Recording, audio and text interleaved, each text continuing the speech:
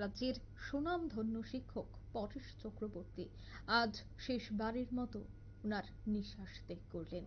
তিনি খুব জনপ্রিয় একজন শিক্ষক ছিলেন। তৎসঙ্গে ধলেশ্বর রামকৃষ্ণ বিবেকানন্দ মন্দিরে তিনি প্রধান শিক্ষক হিসেবে দায়িত্ব পালন করেছেন। তৎসঙ্গে গাঙ্গাইল রোডের রামকৃষ্ণ বিদ্যা মন্দিরের প্রধান শিক্ষক ছিলেন।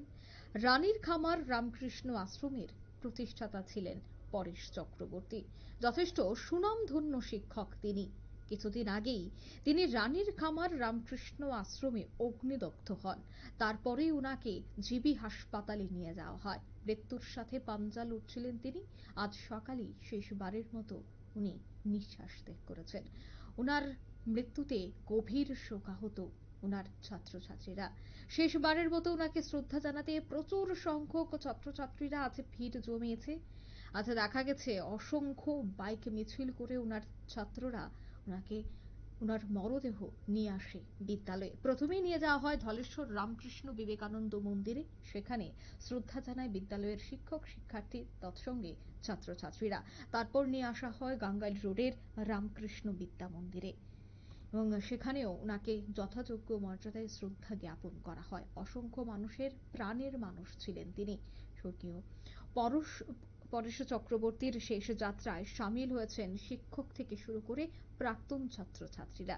কি বলছেন সংশ্লিষ্টরা আজকের ওনার প্রয়াণকে কেন্দ্র করে শোনাবো। যে নিজের কিছু বলার মতো নেই। উনি প্রথম দেখতাম আমরা যখন স্কুলে ছিলাম, মাধ্যমিক পরীক্ষা যখন হতো, বাড়ি বাড়ি গিয়ে ছাত্রছাত্রীদের উৎসাহিত করতেন বিভিন্নভাবে। এটা বলার মতো ঘটনা। এবং এই বিশিষ্ট মানুষের প্রয়াণে আমি সত্যি ভীষণভাবে মর্মাহত। ওনার আত্মার সদ্গতি কামনা করি। ওনার আদর্শ যেন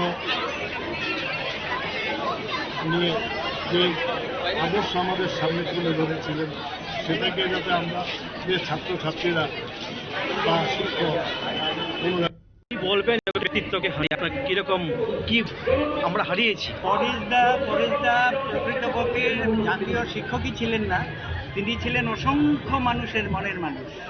হ্যাঁ, তাকে শ্রদ্ধা করতো না এমন লোক খুঁজে পাওয়া যাবে না।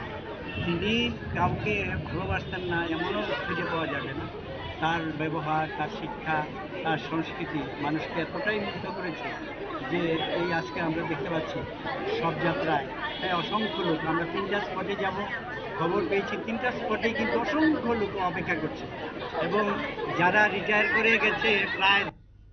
আপনারা শুনলেন সংশ্লিষ্টদের বক্তব্য। প্রাক্তন ছাত্রছাত্রীরা আজ উপস্থিত ছিলেন ওনার শেষ যাত্রায়। একেবারে শোকের ছায়া নেমে এসেছে শিক্ষা জগতে।